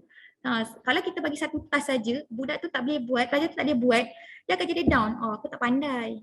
Tapi task yang lain dia boleh buat. Maksudnya dia boleh tahu yang itu. Yang itu kemampuan dia. Okay? Bila masuk task yang kedua, dia tak mampu, dia belajar sesuatu dengan kawan dia. Kita bagi brainstorm. Baru dia boleh keluarkan. Macam ni. Macam ni. Itu maksud dia. Bukannya kita tetapkan, ini sampai sini saja dah. Okay, kita pergi next chapter. Tak macam tu. Kita memang nak gali potensi pelajar. Okay, the teacher offers several assignment choices. Banyak, kita bukan bagi, banyak pilihan kita beri. Okay, pilihan tu bukan bermaksud, okay saya sediakan ni task latihan, ini awak pilih mana awak suka. Bukan macam tu. Okay, kita bagi, peringkat yang pertama kita bagi macam ni. Kita tengok macam mana dia buat. Kita tengok bagaimana pelajar ni memproses pelajaran dia, memproses pengetahuan dia. Kita pergi the next. Dia tahu tak apa yang dia belajar? Kita tanyakan, buat refleksi, KWL chart. Dia tulis tak? Dia tak mampu tulis. Kita tengok pergi next intervention. Next sampai kita tahu boleh tak pelajar ni berkomunikasi penyakit dan penyakit tidak berjangkit. Mengikut apa yang kita dah bagi tahu objektif kita. So dia dapat secara sinkronis, semua orang dapat walaupun tak faham bahasa ke apa ke, dia boleh dapat. Itulah tahap dia lah. Okay. And then although the teacher may give a written test at the end of the unit, he also provides the student with several options. So dia boleh buat model, video, ikutlah apa minat belajar tu. Ataupun kita boleh tanya, kalau saya bagi awak task ni sebulan, awak nak hasilkan apa? Kita tanyalah. Kadang-kadang kita suka bagi assignment tapi kita tak tanya apa budak tu minat, hasil apa yang dia suka. Kalau dia kata, cikgu saya akan hasilkan dalam bentuk lukisan poster. Sebab dia memang sangat mahir melukis. Dia lukis dalam bentuk poster, memang cantik, bergambar. Memang real lah gambar tu dia bagi kat saya. Okey, bagus. Okay, ada yang dalam bentuk peta minda. Walaupun tulisan tangan, peta minda dia bagi. Ada bentuk dia bagi saya portfolio. Saya dah bukukan cikgu tentang penguin ni, habitat dia kat mana ni, macam mana cara makanan dia macam mana. Dalam dunia ni ada berapa jenis penguin. Contohlah, dia nak kenal pasti biodiversity kan. Masa dia bagi kat saya kita tanya, ada tak cara awak boleh improvise hasil awak? Berapa lama awak boleh berapa lama awak perlukan untuk hasilkan yang terbaik yang awak rasa awak boleh buat? Kalau dia kata sebulan, kita bagilah masa, ample time untuk dia. Kan? Kita tak paksa. Kalau dia rasa sampai sini cikgu saya ada banyak kerja, okay, that's it. Itu je lah hasil dia. Okay. So kita macam fleksibel lah. Janji dia hasilkan. Kalau dia hasilkan nasi teruk, kita cakap tu, adakah ini yang terbaik yang awak boleh hasilkan? Tak cikgu, saya boleh hasilkan lebih baik. Kalau dia cakap apa yang awak boleh hasilkan lebih baik? Kalau saya buat macam ni boleh cikgu? Kata boleh, berapa lama awak perlu? Kan? Sambil masa kita dah masuk teks lain dah. So kita ambil lah hutang kita pada dia kan. Okay, and then in addition to summative assessment, the teacher use formative assessment to guide instruction. So setiap kali habis aktiviti, ada assessment dia. Assessment tak seperti bentuk soalan exam oriented. Macam ni cikgu suruh hasilkan mind map tu lah assessment formatif. Cikgu suruh dia hasilkan bagi jawapan sambungkan ayat, itulah assessment secara formatif. Okay, setiap aktiviti tu sebenarnya assessment. Tu tak boleh kata PPD ni adalah hari ni saya nak buat PPD, besok saya tak nak buat PPD. Kita pula bagi tahu kat student, hari ni saya tak buat PPD kan, saya nak ajar je. Tak ada, dia bukan macam tu. Pentasan adalah sentiasa berterusan. Okay, and then concept fair. Fair means that each student work task which may be the same or different different than their friends, ini according dia punya keperluan. So macam saya kata tadi, daripada awal, keadilan tak semestinya sama. Okay, keadilan adalah mengikut keperluan. Kalau anak lelaki perlu pakai tudung sama dengan anak perempuan, adakah itu adil? Sama dengan pelajar lah. Setiap keperluan perlulah diberi. Okay, keperluan tu diutamakan, baru dia boleh mencapai potensi yang sepatutnya dia capai. Itulah dia. Okay, saya rasa sampai sini saja saya punya pembentangan. Okay, dah habis. Saya minta maaf lah kalau ada apa kesalahan daripada tutur kata saya ataupun perkongsian ni tidak memberi sebarang kefahaman ataupun cikgu masih kurang jelas, saya minta maaf. Yang nombor dua, bukan berarti saya mempraktikan ni maka saya lah yang terbaik. Seperti mana saya katakan tadi, saya baru 2 tahun saja mengajar sains di sekolah ini dengan experience yang berbeza-beza setiap tahun, maka saya masih lagi menggunakan teknik cuba jaya lah untuk mengadaptasi satu next topik kepada next topik, dan next year pula kita akan hadap pelajar yang berbeza, so kita akan ada intervensi yang berbeza, so kita kena banyak tahu benda yang perkara yang saya pelajari menggunakan pembelajaran terbeza. Kita akan belajar banyak teknik pedagogi, kita akan kuasai lebih banyak konten, dan kita boleh tahu formative assessment tu macam mana, summative assessment tu macam mana, dan kita kenal pelajar kita dengan secara dekat. Itu yang saya tekankan untuk diri saya lah, bukan kepuasan tu akhirnya saya boleh belajar habiskan syllabus atau tidak. Okay, sampai di sini saja. Terima kasih. Assalamualaikum. Ya doktor, saya pas pada Dr. Zalina. Baik, terima kasih kita ucapkan kepada Cikgu Dalila atas perkongsian yang sangat baik. Cikgu Dalila boleh cakap 1 jam lebih tu, saya rasa macam wah, non-stop tak betul, dan ideanya mencurah-curah untuk berkongsi kepada kita tentang bagaimana nak melaksanakan intervensi terbeza. Kerana kita tahu sekarang kita bukan streaming lagi anak-anak murid kita, dan kita tahu anak murid kita adalah pelbagai. Sebenarnya kita pun pelbagai, Cikgu Dalila. Tapi anak murid kita pelbagai itu menyebabkan kita kena ada intervensi yang berbeza, membolehkan mereka. Pada awal tadi, Cikgu Dalila ada cakap keberhasilan kepada murid. Itu point kita, focal point. Kita nak menghasilkan sesuatu. Kemenjadian murid itu jadi kepelbagaian itu kita kena address. Kita tak boleh, ayat-ayat terakhir Cikgu Dalila kata, tadi, kita tak boleh kata, okay, as long as kita dah ajar, syllabus dah habis, maka selesai sesi ataupun tanggungjawab kita mengajar murid. Saya kira itu harus kita eliminate daripada pemikiran kita, harus dibuang, kerana kita kena selagi boleh mendidik anak murid kita sehingga dia menjadi terdidik, kan? Dalam banyak bentuk lah.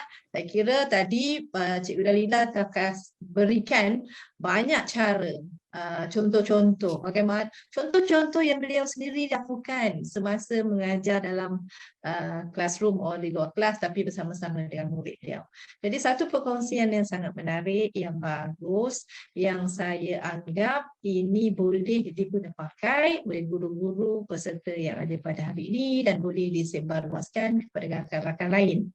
Kepada cikgu yang baru ataupun yang baru menyertai sesi kita pada hari ini, kalau Cikgu Chang tu saya tahu memang every week saya nampak muka Cikgu Chang, you stand, sangat bagus. Peserta yang taat setia menimba ilmu pada setiap minggu. Namun kita ada juga peserta-peserta lain yang baru ikuti. Jadi bertanya tentang bagaimana nak dapatkan bahan yang dikongsikan hari ini.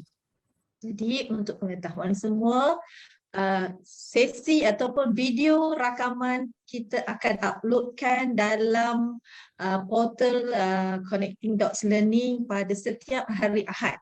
Kerana Urus Setia akan kemaskini dulu rakaman video ini dan kemudian kita upload dalam Connecting Dots Learning yang ada dinyatakan dalam ruangan chat itu. Altan mana tadi saya ada tengok. Kalau kita buat dalam Connecting Dots Learning itu, maka kita akan dapat bahan-bahannya, tak ada masalah. Kita dah ada 44 siri, berarti kita ada 44 video rakaman. Tuan-tuan dan puan-puan boleh layari dan boleh buat ladap kat sekolah, boleh kongsikan dengan rakan-rakan yang lain. Ya, satu perkongsian yang baik untuk rakan-rakan yang baru, itulah cara kita. Setiap hari Jumaat kita buat perkongsian, pada hari Ahad kita akan uploadkan dalam portal Connecting Dots Learning. Dan kita juga telah kongsikan link kehadiran. Jadi siapa yang baru, link kehadiran setiap kali di penghujung sesi perkongsian baru kita bagi, dan tuan-tuan dan puan-puan bolehlah isi supaya e-sijil akan kita perolehi dan kita akan boleh isi sebagai mencukupkan mata kredit kita dalam SPL KPM kita. InsyaAllah kita akan jumpa lagi pada minggu hadapan. Mungkin Dalila boleh stop itu. Okey, kita akan jumpa pada sesi yang ke-45. Pada minggu hadapan kita akan bertemu dengan Cikgu Noraina Mazlan. InsyaAllah beliau hari ini busy, sangat sibuk dengan program duta gurunya. Dan tajuknya pada minggu hadapan, pembinaan produk dengan EDP. Ini engineering lah, engineering design process. Saya rasa ini juga menarik kepada kita, siapa yang nak menimba ilmu ini, rakan-rakan yang ada, sebar luaskan kepada rakan-rakan yang lain supaya kita boleh mendaftar. Siapa yang tak sempat daftar, insyaAllah pada hari Khamis biasanya saya juga akan sebar luaskan link itu. Kita boleh bersama-sama pada minggu hadapan insyaAllah. Jadi untuk sebelum nak mengakhiri, seperti biasa kita akan mengambil gambar dulu. Jadi masing-masing bolehlah onkan kamera untuk sesi fotografi kita. Emily dan juga Dalila bolehlah tolong ambil gambar. Kita ada ramai ni, 100 lebih. Sambil tu saya masih cakap lah ya. Terima kasih banyak-banyak kepada Cikgu Nur Dalila atas perkongsian pada hari ini, dan tahniah juga kepada Cikgu Nur Dalila kerana mendapat beasiswa HLP menyambung pelajarannya di peringkat master. Semoga berjaya dan kena sentiasa bersama CDL dan menyumbang ilmu yang ada. Dia tak boleh keluar daripada grup. Okey, kita ambil gambar. Silakan. M ke ambil gambar? Ambillah gambar, nanti share. Okay, boleh. Semua ada 5 halaman. Cik M Okay, cikgu. Okay, Senyum. semua buka kamera. Okay, page 1. Kita move to page 2. Okay, sekarang page yang ke-3. Right, senyum ya. Page yang ke-4. Dan page yang ke-5. Okey, akhir sekali. Terima kasih cikgu-cikgu. Baik, terima kasih sekali lagi kepada semua peserta, kepada pengetua, kepada guru besar, kepada cikgu-cikgu, kepada rakan dari seberang. Kita selalu akan ada rakan dari Indonesia akan menyertai dengan kita. Jadi maknanya jaringan dan jaringan kita itu tidak putus. Ucapan terima kasih kepada pentadbir yang ada kat sini. Nanti bolehlah bagikan bahan-bahan ini kepada cikgu-cikgu untuk kita kongsi. Saya nampak Puan Ainun ya, itu pentadbir sekolah. Slide tadi. Beberapa orang ni yang ada dalam pandangan saya kat sini. All the best to you. InsyaAllah kita jumpa lagi pada minggu hadapan. Terima kasih Cikgu Dalila. Terima kasih semua. Selamat berhujung minggu. Bye. Assalamualaikum. Cikgu Nur Dalila, boleh tanya soalan? Boleh tanya soalan? Boleh. Dalila jawab. Soalan kepada siapa? Silakan. Saya. Saya nak tanya satu soalan. Ya. Berkenaan dengan penulisan RTH. RTH. Sebab kita guna cara intervensi ni, jadi ada yang dia perlukan lebih banyak masa untuk mencapai objektif, ada yang dia lebih lambat. Jadi macam mana kita tulis RPH? Sebenarnya penulisan RPH macam saya kata tadi lah, daripada statement Tomlinson tadi dia mengata memang plan tu ambil masa yang lama. Ambil plan dalam masa yang lama. To be honest, saya belajar daripada rakan senior yang ada situasi yang sama. Dia pernah berada di situasi sama. Situasi kita ialah saya berada pada sekolah yang cemerlang, tak pernah ada masalah tentang pembelajaran yang macam ni. Kita dah biasa guna teknik yang sama, kita boleh hasilkan produk yang sama. Tapi bila kita masuk ke sekolah ini, kita jadi macam blur. First, kita tak tahu apa yang terbaik. Itu try and error lah. So bila kita deal dengan cikgu yang lebih ada pengalaman tu, pengalaman dia pernah ajar yang peringkat tinggi dan peringkat yang pelajar-pelajar macam ni, so kita tanya dia apa cara yang apa dia gunakan, dan cikgu tu gunakan kaedah 5E. So perkara yang saya cuba fikirkan, saya menekankan eksplorasi. Apa cara cikgu tu ubah suai eksplorasi pelajar. So dalam erti kata lain, bila saya duduk termenung ni, saya menasihati diri saya dalam proses belajar dan mencatat, memerhati. Paling penting sekali ialah kita bonding dengan student. Kita marah, dia tak ada kecil hati. Kita usik dia, tak kecil hati. Kita boleh jadikan dia kawan, dan dia pada masa yang sama dia tahu kita cikgu. Dan dia boleh, daripada tak pernah datang, tiba-tiba masuk kelas lain datang. Daripada dia tak pernah siapkan kerja, tiba-tiba dia cakap, cikgu hari ni saya buat yang terbaik cikgu. Dia datang. Daripada tak pernah cakap, dia cakap. Tu first memang bonding tu kena wujud.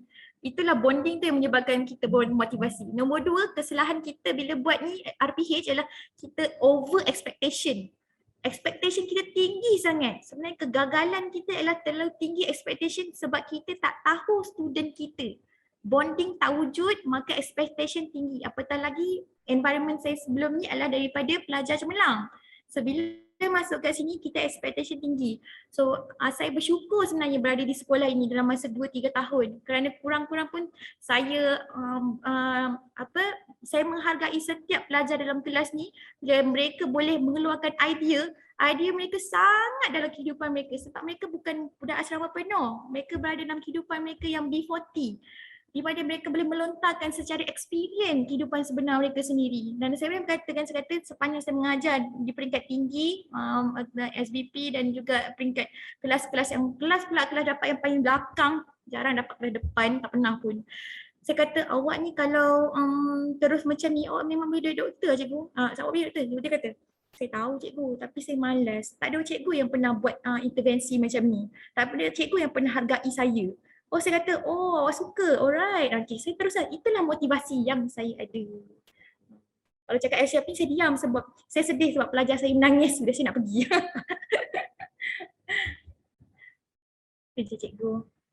Terima kasih. Sama.